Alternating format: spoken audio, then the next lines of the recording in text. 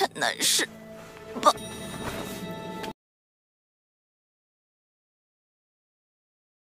Qianxing pun mengembalikan pedang milik Feng Qianyi. Chengxing berkata jika semua artefak telah kehilangan mananya, kecuali lampu hati yang masih sedikit berguna. Lalu Chengxing menunjukkan peta yang ia gambar dan bertanya mengenai divisi eksorsis di kota Chang'an selama akhir dinasti Han. Ia menduga mereka menggali sesuatu ketika memilih untuk membangun Bang Shifeng dan kediaman Song Bai. Lantas ia pun minta izin kepada Feng Qianyi untuk pergi ke tempat tersebut. Feng Qianyi pun mengizinkannya dan mengantarkan Chengxing pergi ke tempat yang dimaksud. Namun hanya Chengxing dan Feng Qianyi saja yang masuk ke dalam, sedangkan Feng Qianjun memilih untuk berjaga di luar.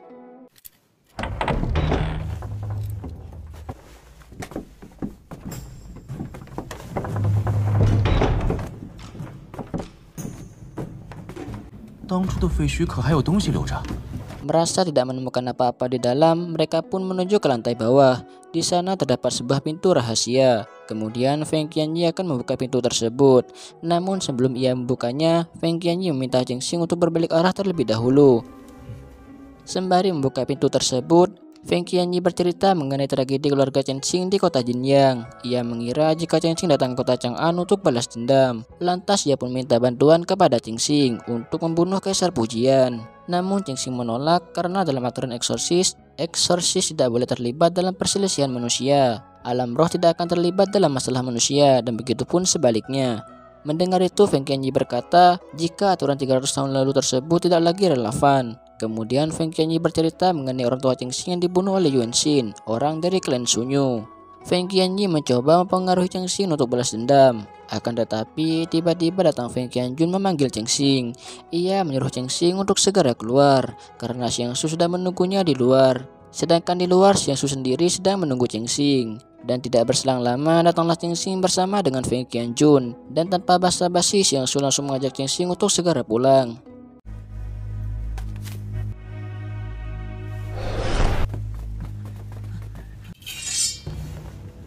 Hah?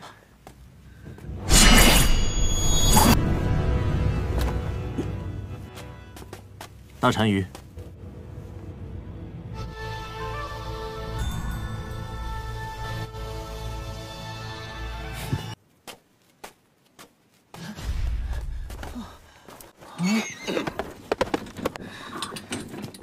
Di perjalanan pulang, tiba-tiba ada seseorang yang menyerang mereka. Lantas Xiangsu pun melawan orang tersebut.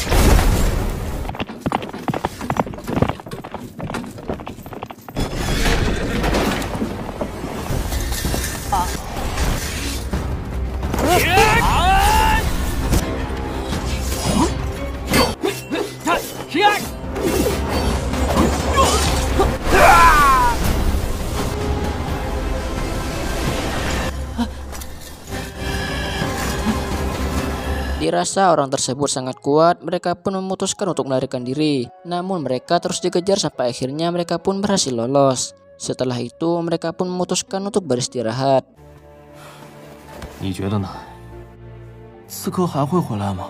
Di keesokan harinya, Chengxing pun mendapatkan sebuah surat dari Kaisar Pujian. Surat tersebut berisi ajakan untuk mengobrol di Aula Taixing. Di Aula Taixing terdapat Kaisar Pujian dan seorang konselor kerajaan bernama Wang Jie. Lalu mereka sedikit membahas mengenai asal-usul dari Chengxing. Setelah itu Wang Jie pamit pulang dan menatap Chengxing dengan tatapan aneh. Sedangkan Kaisar Pujian berterima kasih kepada Chengxing karena sudah menyelamatkan Xiangsu. Singkat cerita, Cheng Xing pun keluar dari Aula Tai Xing. Di luar ia sudah ditunggu oleh Xiang Su.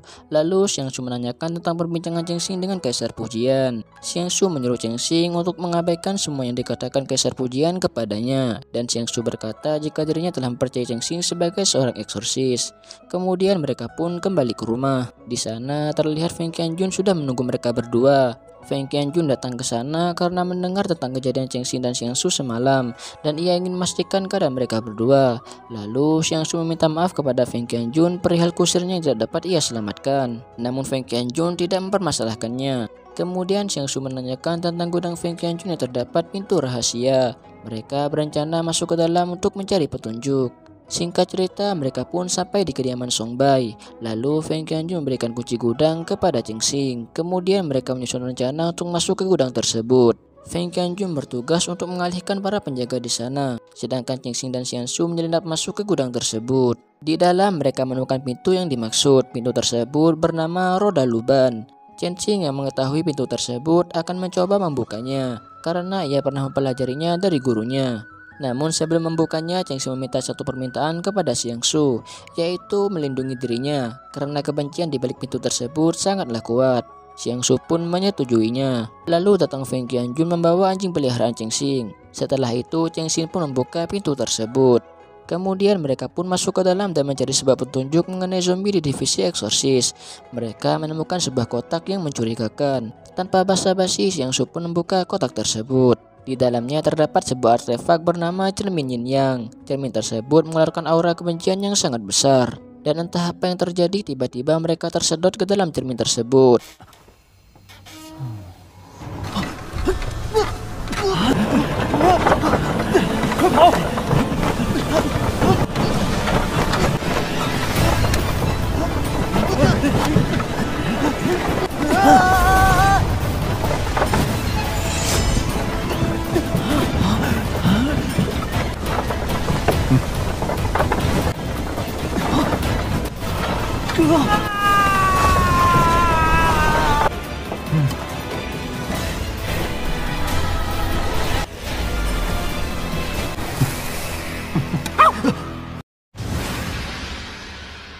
Mereka yang tersedot ke dalam cermin Yin Yang terlempar ke suatu tempat. Di sana hanya ada Cheng Xing dan Xian Su, sedangkan Feng Qianjun terlempar ke tempat lain. Xian Su menduga jika mereka berada di pusat ibu kota.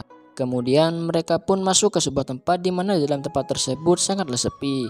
Lalu mereka pun mencari petunjuk mengenai tempat saat ini mereka berada. Cheng Xing menemukan tanda masa dinastihan, dan ia menduga jika mereka berada di dalam cermin Yin Yang, karena semua tulisan di tempat tersebut semuanya terbalik. Mengetahui itu, mereka pun mencari petunjuk untuk keluar dari cermin tersebut. Namun saat melewati pintu keluar, Cheng Xing merasakan adanya dinding pertahanan di sana. Lalu mereka melihat banyak zombie yang sedang berkumpul. Dan tiba-tiba zombie tersebut menyerang mereka.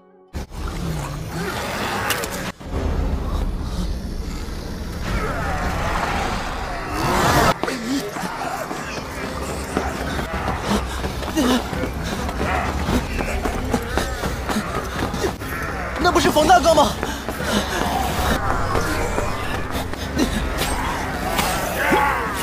到底是哪儿？天池、大单于，你上来了！ Di saat mereka sedang berlari, mereka bertemu dengan Feng Qianjun. Mereka pun bertanya-tanya mengenai dari mana datangnya zombie tersebut. Cheng Xing menduga jika zombie tersebut sengaja dipelihara di dalam cermin. Kemudian mereka memutuskan untuk pergi ke pusat pembasmi iblis. Mereka berharap mendapatkan sedikit petunjuk di sana. Namun mereka harus menghadapi beberapa zombie yang menghadang terlebih dahulu.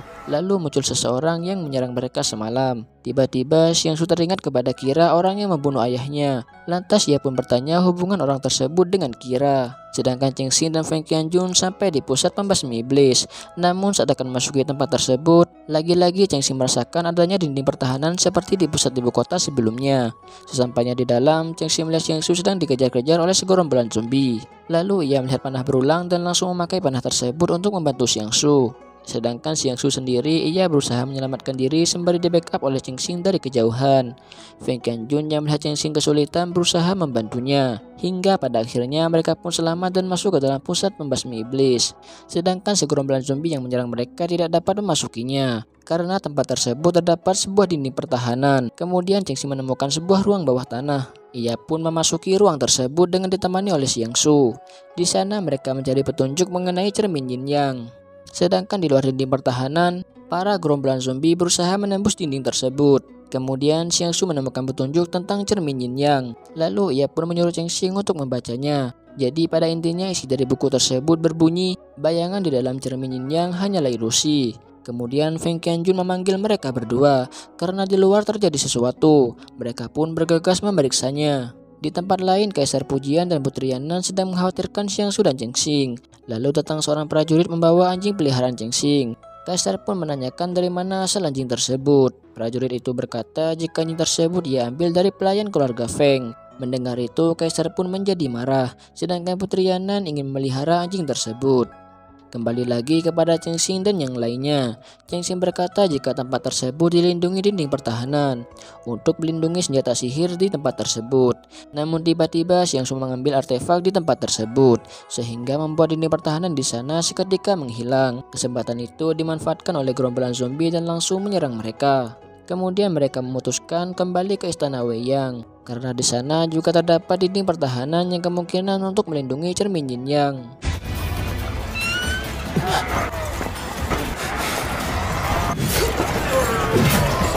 Singkat cerita, mereka pun sampai di istana Weiyang. Lalu mereka berpencar untuk mencari cermin tersebut. Singkatnya, mereka pun menemukan cermin Yin Yang di istana utama. Kemudian Cheng Xing mencoba mengangkat cermin Yin Yang untuk menyerap aura kebencian.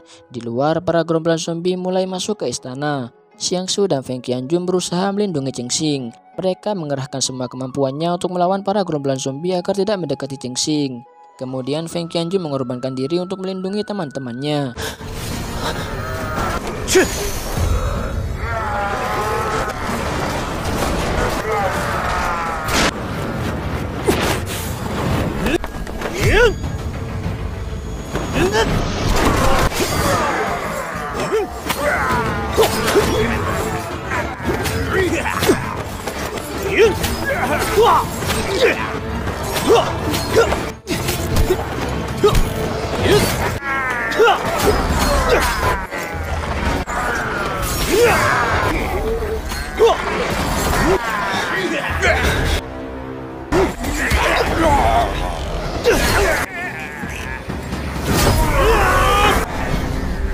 回去阻止我哥！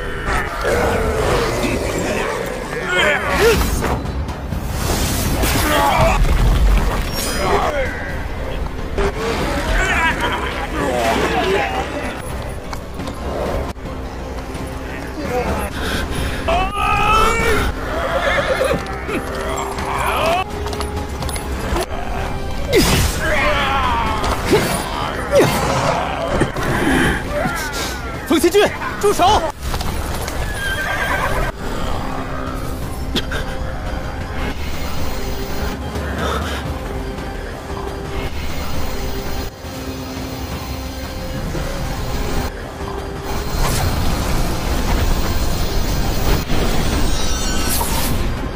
Namun beruntungnya mereka semua berhasil keluar dari cermin Yin Yang tepat waktu. Di tempat lain, Putri Yannan sedang memegang cermin Yin Yang. Tiba-tiba keluar Cheng Xing dan teman-temannya. Lalu Putri Yannan menanyakan apa yang sebenarnya sedang terjadi.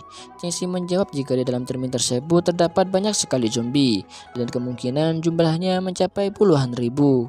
Mendengar itu, Putri Yannan tiba-tiba menyandera Cheng Xing.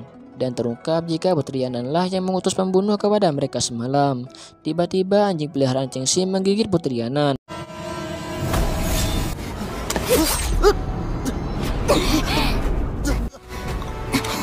好痛啊！有刺客，快来人呐！来人呐！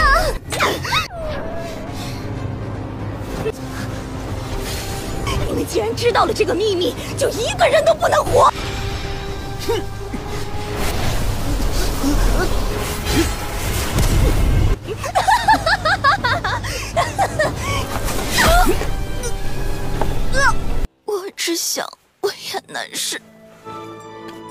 住！ Putri Yanan pun meninggal. Di saat itu pula datang Kaisar Pujian menyaksikan kejadian tersebut, membuat Kaisar Pujian marah dan memburu mereka berdua. Sedangkan Feng Qianjun tertinggal di sana. 要让你血债血偿！